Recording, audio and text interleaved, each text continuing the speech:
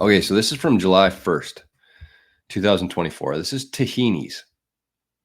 I don't know if you've heard of tahinis or not, but I hadn't. And I did a little bit of looking into them after seeing this tweet. But this says tahinis has just purchased a large amount of Bitcoin at a price of 86,000 Canadian dollars. That's what caught my eyes, was the CAD, because I knew obviously they were a Canadian company. And they're making the announcement themselves. It's not like a news company or Bitcoin News is covering this.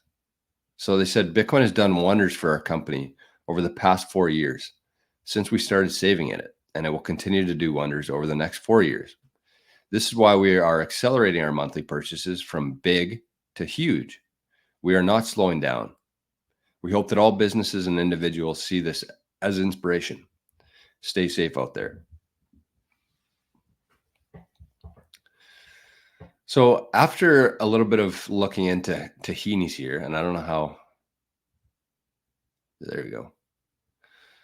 So they are a Canadian company. It says the best Middle Eastern restaurant in the world, over 2.2 million subs on YouTube, 40 locations, and they got a Bitcoin sign on there as well.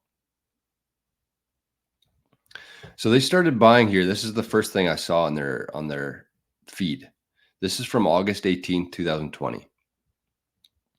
And it says, as a small company that started in London, Ontario, Canada, we operate 4 corporate locations. Well, this is tough. I don't think that's how you spell franchise. 3 franchise locations about to open in Ontario.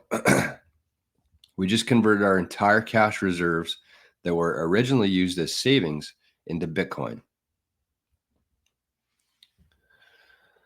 And then I looked a little bit further as well, and I don't know if this is on here or not.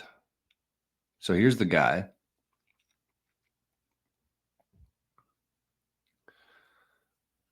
There's no volume on this, but it doesn't really matter. There was another one here, though. But this was the, Preston Pish was here on June 29th at Tahini's. So they're a Mediterranean fusion cuisine. But the video that I saw on their feed, and when I looked them up, was actually the video with Pierre Poilievre. So he's one of the main political, Trudeau's main political opponent here in Canada.